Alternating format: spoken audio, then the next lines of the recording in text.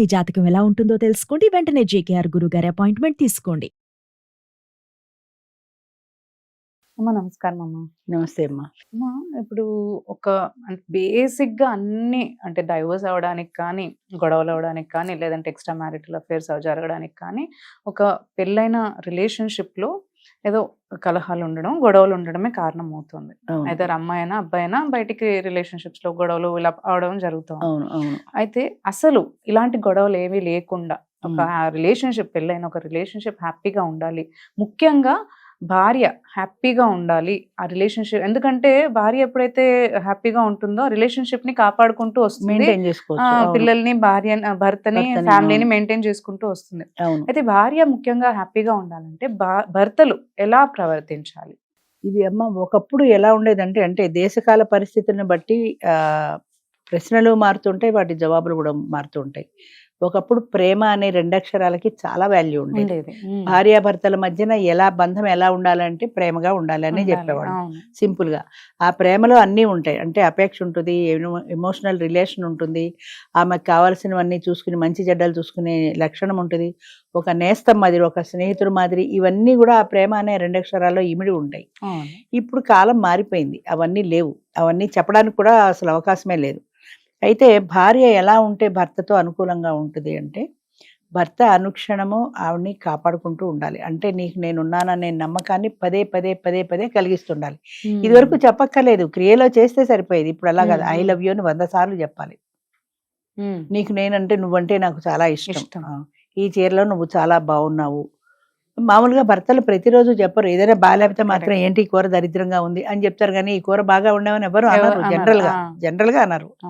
ఇదే బయట boy friend అంటాడు. బాయ్ ఫ్రెండ్ కి భర్తకి తేడా ఏంటంటే అనుక్షణము పొగడితే పనిగా పెట్టుకుంటాడు బాయ్ ఫ్రెండ్, బాగాలేని నెగిటివ్దే చెప్తాడు కానీ పాజిటివ్ది చెప్పడు భర్త. అంచేత భర్తలు కూడా చచ్చినట్టు పెళ్ళాన్ని బాగా చూసుకుంటేనే అది వాటితో పోకుండా ఉంటుంది అనుకుంటే 1కి 10 సార్లు ఈ చీరలో నువ్వు చాలా బాగున్నావు, ఇవాళ ఈ కూర బాగా చేసావు, నిజంగా బాగున్నప్పుడే పోని, బాగున్నప్పుడు పాజిటివ్ గా స్పందించడం అలవాటు చేసుకోవాలి.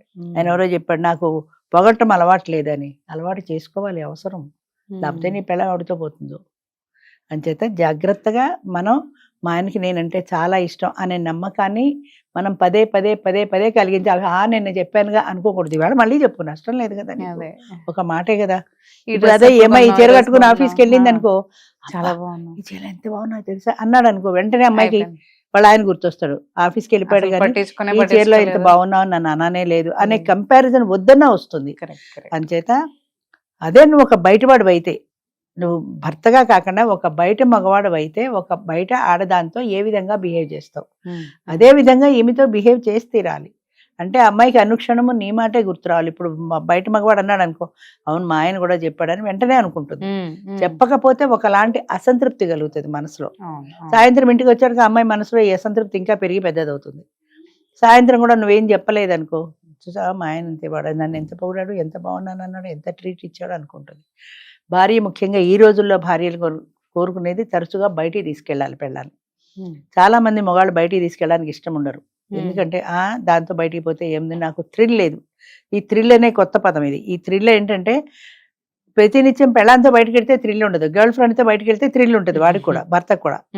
నువ్వు గర్ల్ ఫ్రెండ్ని ఎత్తుకుంటే అది ఈజీగా బాయ్ ఫ్రెండ్ని ఎత్తుకేసుకుంటుంది. రోజులు మారిపోయి. అంచేత నీ భార్యతో నువ్వు వెళ్ళగలగాలి, నీ భార్యని వారానికి ఒకసారైనా నువ్వు బయటికి తీసుకెళ్ళగలగాలి. నెలకు ఒక చీర, ఏదో ఒక అకేషన్, పెళ్లి రోజు అనుకో, మ్యారేజ్ అనుకో, అదేంటిది ఎంగేజ్మెంట్ రోజు అనుకో, పెళ్లి చూపుల రోజు అనుకో, ఏదో ఒక కారణం వల్ల, ఎందుకు మహేందర్ నీ 10,000 ఇస్తాను, నువ్వు బజార్కి వెళ్ళి నీకు నచ్చిన చీర కొనుక్కో అంటారు మగవాళ్ళు.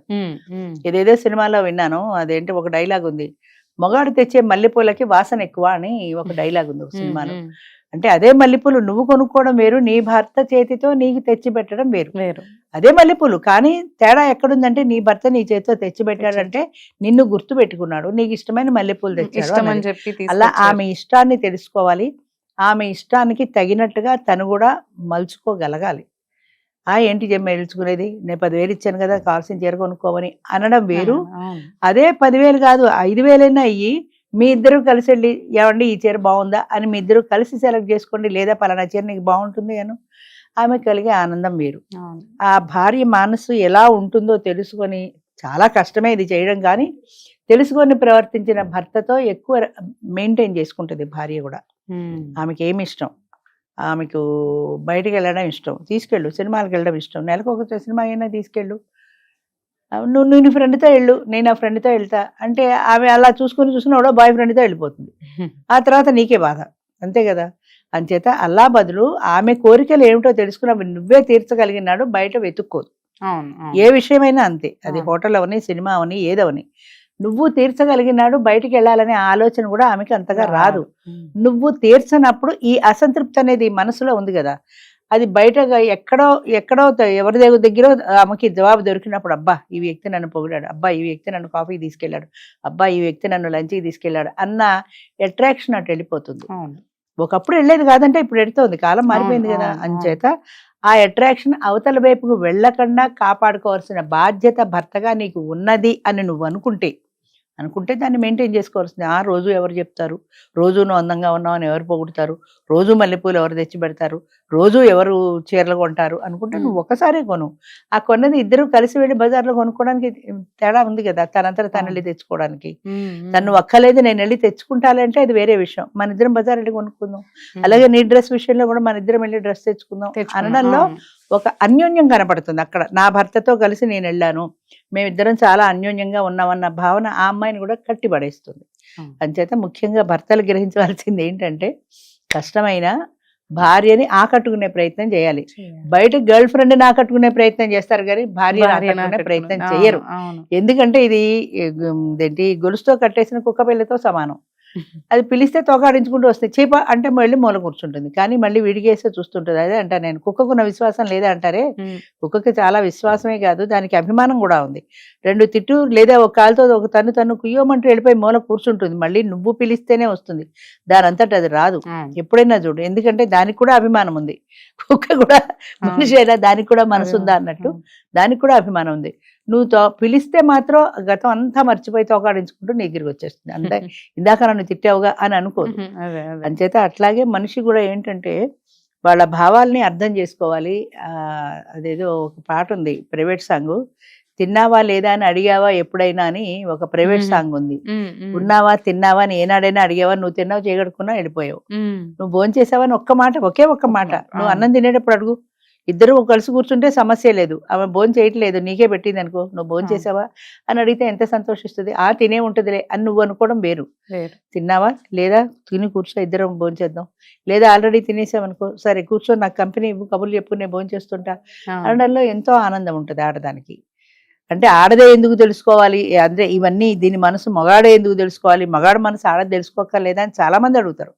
అది ఆడది కూడా ఖచ్చితంగా తెలుసుకోవాలి. వాడు ఇంకో గర్ల్ ఫ్రెండ్తో పోకుండా ఉండాలంటే నువ్వు కూడా ప్రతి క్షణం అని చూసుకోవాలి కదా. ఆడదైనా మగాడైనా ఎవరైనా సరే అవతల వ్యక్తిని ఆకట్టుకోవాలి అంటే అది సహజంగా రావాలి.